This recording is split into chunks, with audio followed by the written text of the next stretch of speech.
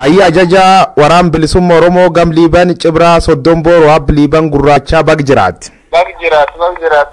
Ayya Liibee mee dhiyoo tana waraan guddaa gubbaa jirtanii jecha dhageenne waraana mootummaa Itoophiyaa waliin wal lola turtan jedhanii waraani sun naannoo 7 deemee achiin duuba oduu teessan dhabanii waraani dhaabbatu mootum jira.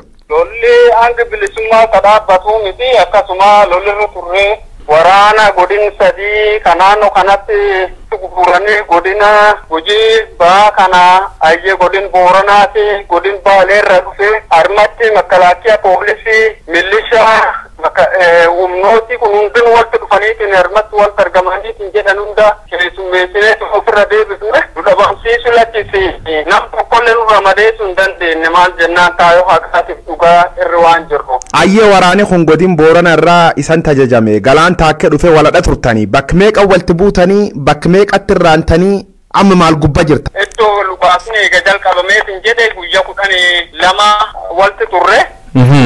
Kan ammoo hanga walitti turreetiin jenne tani lolli guyyaa keessatti yeroo gar 10 waladhanii jechuudha. Kanaaf wantillee tattaaffii garana taakuu yookaan tattaaffii garan tochoo waan imaltan waan irra jiruuf kanaaf nulleen ittisaa waan turte du'aaree isaa hanga ammaatti garnam 14 moo akkasi nutti dhiyoo waan jechuun reefa lafeele waltu guurre waan waraabeessi nyaateetiin jedhu waltu guurre dhiyoo waallee jechuun reeftanii dhukaasuu hin dandeenye jechuudha. Ayyaa isan waraan kana guutuma guutuu dhooftanii rukuttanii nam irra jeeftan nami jeeftan sunu reef hin kaafne nutti awwaalee jettan. Namooti san awwaaltan meeqa qaama kam keessa makalaakaa moo raayyaa jechuun raayyaattis biyya keessa moo uummata keessa moo poolis keessa moo nama akkam namni sanii bira baqatanii reefu guurtanii awwaaltan. Uummatallee namootaan maqaa bebbeenni faa namootaan beennu jaarrolee akkasiiti ammoo haa ta'uuti guutuma guututti qaamni sibiila uffateetiin jirtu jechuudha. Raayyaa ittisa uffateetiin jira kaan meeshaa umnadda uffateetiin jira kaan meeshaa uffata poolisii uffateetiin jira kanaafuu addaan hin beekamu jechuun maal jennaan yeroo saniif qindeessaniitiin akkasumatti uffatitti naqanii waan tuulchisaa jiraniif. Okay waraanni keessanirra gama keessanii miidhaan isanirra dhaqqaba haatiin kan jettee natti himuu dandeessi jira warri mootummaa barreessa ture baay'ee san miidhu dubbatan namni isanirra ajjeesu waan adda addaa Facebook irra gaaf jalqaba guddoo haasaa turu warri mootummaa maalti jirgam kan keeti waraan kan keerra namni wareegam jira. Waraanti irra wareegam lakkisi uummata qabaateetiin jedhu uummata Oromoo bulchaniitti loltan taajjaban ture. Kanaafuu gamteen mucaa tokko liixameetiin jedhe hawaasa keessa oduu waan hin seenneef hawaasa irraa odeeffannoo tan argachuu dandeessa jechuudha. Mucaa tokkin dirree taakkanis akkuma liibanii duulaniitti nagaan hin galle. Mucaa tokko nurra hin kiliitamne jechuudha. Amma waraani sadarkaa maal gubbaa jiru guyyaa 12 eegi walaataniin booda akkamitti addaan baatan akkamitti gargar galtan? Lolli keenya sila hanga xumuraatti hanga bilisummaa sila kan itti fufaa ammoo ammatti warrumti tasgabbaa'eetiin nurra dhaabbate addaan deebi'ee waan jiruuf malee lolli lol murkaati lolli Itoophiyaan guutuun itti qophoofteetiin Cibraa Soddomboor cabsuuf itti malteetiin gad dhufte kanaafuu lol murka kana ofirraa hanga warri baaneetiin jirtan karoora warra fashaleessineetiin jirra jechuudha. Cibraa Soddomboor guyyaa lama keessatti harkin kennachiifna hin cabsina kan jedhu dhaadannoo warraati. Guyyaa lama keessa cabsuu miti Cibraa Soddomboor iddoo inni qabateetiin jiru irra yoo buqqiftaniitiin jettani nutti akka keessan jira kan jedhu dhaadannaa hooggantoota Cibraa Soddombooroot maraatii jechuudha. Kanaaf lolli kun lol morka waan ta'eef hanganatti dur dhaabbanneetiin karoora warra san fashaleessuu dandeenya jechuudha. Deebisee ammoo sagantaa cittaanu itti karoorfanneetiin akkaataa itti lollu nutti beekaa jechuudha. Waraani mootummaa dhiifama kan misal loluu jiru sun amma ees jira yaa ofir galgale yaa warri fi deebimoo ees jira. Galaan gamachiisa gamgarriitiin maalinnaan iddoo sulleen iddoo qabanneetiin jirru miti gamaasum jira galaan gamaamoo kan dhufee iddoo malka gubaasan man uummata gubaa qabeenya uummata barbadeessaa akkasumas deebi'eetima firaashii waan akka shubbaa shaayii keessa dhuganii waan akkana kan guurrate gurgurachuu jirti jechuudha birri 10. Liibaan Gurraacha warri meeshaa uummata gurgurat haasaam birri 10 natettuun kun een. Mootummaatti akkan tocha mootummaatti gocha kan raawwachuu jira uummati sadarkaa dhiiroo kaleessi san hin miin isan najjeef nuun jechuu jirtan har'a ammoo man keenne seettanii qabeenyi rasaamtani barbadeetu jirtan achi kun maal jennaan takkoon hin jirtu mootummaa taaree akkan godhee ammoo mootummaatti sanii bita ka jedhuuni ni maanguddooti yayyaamuu jirti jechuudha. Shanee warri shanee saniin jedha shanee uumat gaargalchiit ka uumat keen garboomsit bilis uumat baamnaaf duullee jedhan isan uumat gaargalcha turtanii abbiliiban uumat garboomsuu jirtanii daba mootummaan jira kan uumat irratti hojjettanii beektu. Uummati keen yoo nuti jiraaninu yoo ammas lubbuun jiraachuu hin danda'u jechuudha. Uummati keen uummata Oromoo jedhameeti maqaa waaman kun waraana bilisummaa Oromoo jiraachuu fi uummata Oromoo jedhameeti waamamuu danda'e jechuudha. Uummata Oromoo garnamaa 27 amma xiyyitiidha ka jedhu kaabinee godina Booranaatiif kaabinee godina Gujii kun waliigaltee xiyyitiin akka qaamotaan nam 26 suniin tarrukutamani ajaji dabreetiin jira jechuudha. Qaamotaan kan amma iddoo warri itti baqatetti barbaadu warri itti qophaa'ee galgala diiram sochii taasisuu fi wantoota akkasii marii irra jiran jechuudha. Iddoo warri jiru ammoo qaamsa lubbuu isa bararuuf irra ittisuu jirra jechuudha. Waraanni bilisummaa Oromoo sabisaatiif bahee uummatum kanaaf baane uummat kanaaf qabsaa'aa jirra. Uummat keeyyoo miidhaa irraan bifneetti jenni malee mucaa tokko ka guyyaa tokkoof dogongoraan dhufe dogongoraatti rukutame yookaan gam keenaan afaanilleen arrabsameetiin jirtu jechuudha. Am warri mootummaa yeroo baay'ee abbiliibe nadheen dhiirsirraa fudhatanii dhiirsi nadheen irra fudhatanii dubra haadhirra fudhatanii waan safuu mata cabsi tolchitan jedhan yeroo deddeebiin maqaa keessan kan kaasanii dhaga'am. Warri kun maalirra ka'e akkan isaniin jedhu warri mootummaa?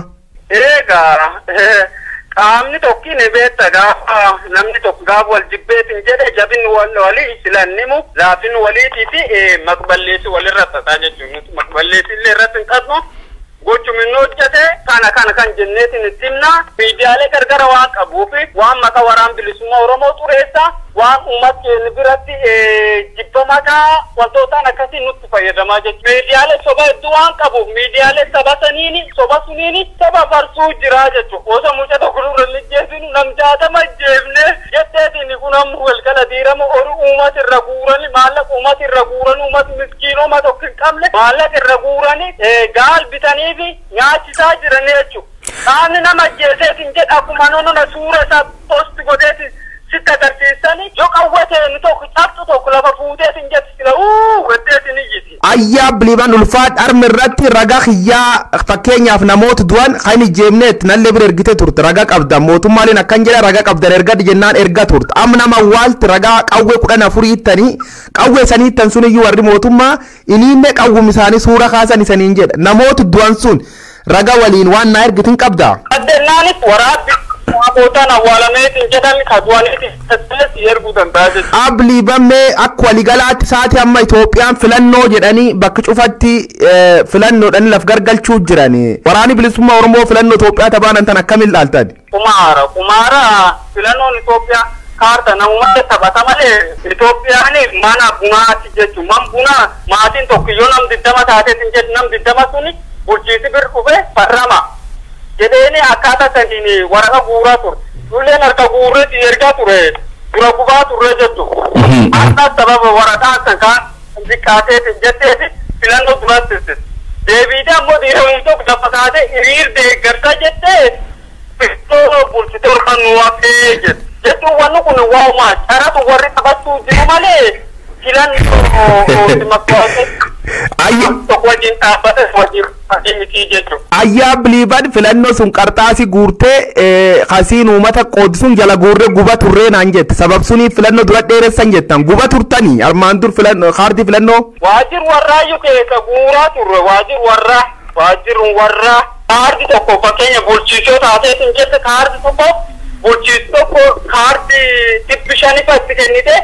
Meeshaalee gandisanii namootaan akka heetiin jedhe kas jaljal jiran suni farramsiitii jettee akkaataa saniin ergaa turtee jechuudha. Bulchiisaan ilaalum tokko yaa bira waamne kaardii jirtirra guurree illeen akka wantu waan dhugaa ta'e waan akka ta'e waan ifan ta'in waan beeku kaardii sanirra fuunee posti godhaa turre jechuudha karaa miidiyaa gargaraatiin. Ayyem me amma filannoo tan gubbaatti soda nageenya mala akkisiin xumuramtuuf qaamoleen nageenya waliin gurmoomnu hojjechuu jirraa jedhani. Lolli keenyani itti fufa waa'ee filannoo geggeeffatti moo maali geggeeffatti moo mootummaa dimokiraataa miti mootummaa barree qaamni danda'u irreen cabsu kanaan alatti karaa siyaasaatiin furmaanni tokkolleen bira waa qabame waan jiruuf mootummaan kun mootummaa sammuun isa wayaadduu miti jechuudha.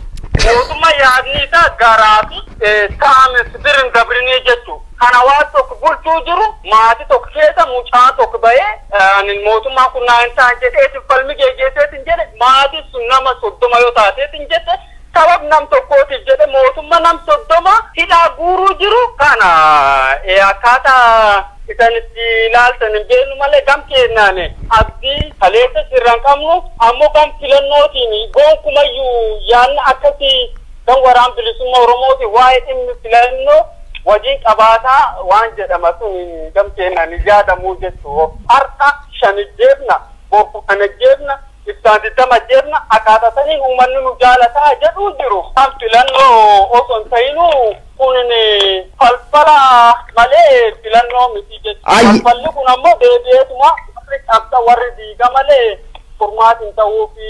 Cibraan Soddon Boorootii fi Cibraan Oda Adoolaa isan lachuu Gujiif Booran keessa bakka baay'ee sochootan. Bakka sochootanitti amma baadiyyaa keessatti akkam filannoo tan tolchuuf warri uummata walitti qabuu jira. Godhamuu hin danda'u. Waraanni boolli keessa galu kan boolli keessa gabbahee alaabaa kala biyyitti dhaabbateyyuu diirama itti gabbaheetiin baasuu hin dandeenye. Halkan boolli kee bule diirama boollumtee ciisu achumatti aduun itti dhiitu achumatti nyaata dhugaatii itti fidanii kaa'ee waa'ee filannootiif sochiin taasisu jedhamuu hin danda'u jechuudha. Horiin gaaf alcheetiin as jette lubbuulla dabree la'in ciisaa sikka'uu hin danda'u ammoo itti ciisata. Saniif malee waama du'eetiin jedhetti amma ciisachuu jira.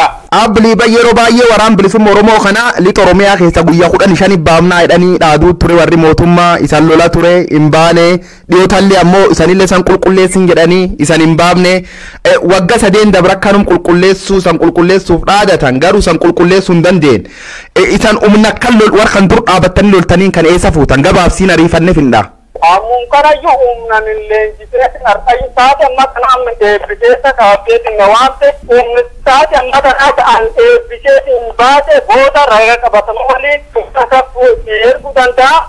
Leenjiftoota haaraatti Cibra Soddon Booroo leenjifame nama gamime natti waan eebbitana. Sanbooti xumurattee sagantichaa xumuratteetiin jedhee yeroo qilleensii roolcheetiin jirtanii waan jiratillee keessan si ergaa jechuudha. Kanaafuu eebbir jirtan ammayyuu uummati kun amma humna haaraatti isanti dabalamuu jira. Humna haaraatti dabalamuu jira ammayyuu. Isan akka waraan bilisummaa Oromootti maalan wanni isan karoorfattan? Karoorri isa karooruma maantura dabree jechuudha. Duulli kun namatti hin hubatini malee fakkeenya milisha duulchisan nurra duulchisanii humnattee jedhan ilmaan Oromoo ta'a miskiina ta'a waan wayiin bitatti hin qabne wanti guuran nurra duulchisiisu jirani poolisii federaalaa jedhani guyyaa 5 akkas horiisisanii waya itti naqan wayaan poolisii yookaan humnattee namni gootu jechuudha. Kana tokkoon duulli kun duula uummata Oromoo balleessuu fi tattaatti godhamuu jiru jechuudha. Uummanni Oromoo immoo kan keessan nu ganne ilmaan Oromoo miskiini waan wayiin bita sabni birrii shaniitiin qaxaraniitiin nu gadeerkan kunini lubbuun isaatti baasu hin herregne jechuudha. Maal herreg birrii shaniitiin ji'a fudhatte maatii xiyyaan jireessa ka jedhu ammoo galuttu hin beeku. Kanaaf duulli kun ammoo gam kennaa nuti ilmaan Oromoo qulqulluu yoo ta'aneetiin diintuu dhaabbachuu yoo jiran ammoo qaamni ammoo uummata Oromoo miidhuuf tattaatti jirtuni ilmaan Oromoo leenjiseetiin garaachaan qabe garaachin waraanaa. Kun duulli duul taasifamuu jiru duul Oromoo balleessuuf taasifamuu jiru malee duul waraan bilisummaa Oromoo balleessuuf miti jechuudha. Abbiliibamme akka waliigalaatti misan gaafi dhumaati waraan bilisummaa Oromoo ka Cibra Soddon Boorootuuf Cibra Oda Adoolaa waliin jirtani waliin loluu jirtani maal kee jiran isaan? Iddoon qabanna isa gargara duulli iddoo gargaraatti taasifameetiin jedhe lola malka halluu irratti walitti dhufnee tarkaanfii tokko wajjin fudhachuun jira ammoo walitti birmannaa jechuunillee yeroo diinii gam tokkirra walitti guurameetiin akkas jaarma tokko birmateetiin jedhe illee walitti birmannaa jechuudha. Ammas akkasuma dur dhaabbannaa ammas akkasuma ofirra ittisna Oma tokkurra fuudhuu hin dandeettu barachaa lolaa barannaa akkuma jenne sanitti dhaadannoo waraan bilisummaa Oromoo waliigalaati barannee lollee injifanne irraannee harkas injifannoo culluquu sanirri geenneetiin jirra. Ajajaa waraan bilisummaa Oromoo zoonii kibbaa Cibra Soddon Boorootti Abbiliiban Gurraachaa waan si gaafadhu waan natti himteef ulfaadhu galatoom. Ayya ayya ayya. Sanilleen